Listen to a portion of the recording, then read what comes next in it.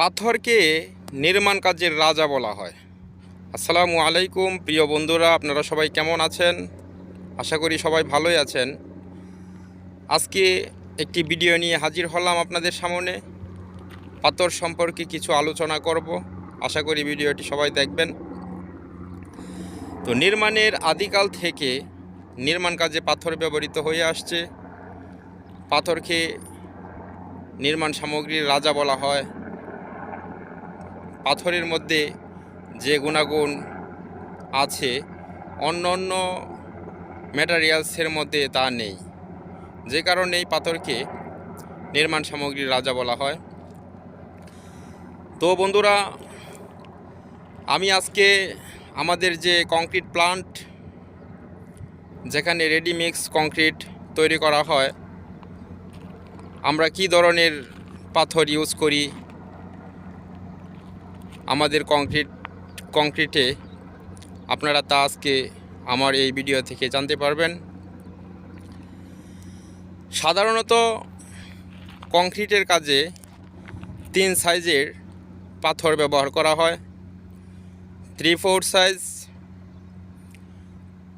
1/2 ইঞ্চি এবং 3/8। মাঝে মাঝে 1/2 ইঞ্চি ইউজ করা হয় না, 3/4 এবং 3/8 এই দুটা ইউজ করা হয়।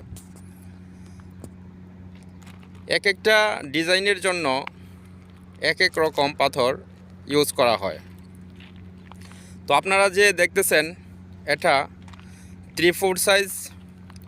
3/4 সাইজের পাথর এগুলো। এই যে দেখেন, এই সাইজের যে পাথরটা, এটা 3/4 সাইজ। আর কংক্রিটের কাজে মূলত যে বালিটা ইউজ করা হয়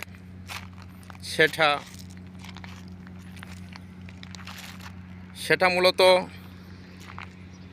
লাল বালি, আমাদের বাংলাদেশে যেটাকে সিলেট স্যান্ড নামে ডাকা হয়।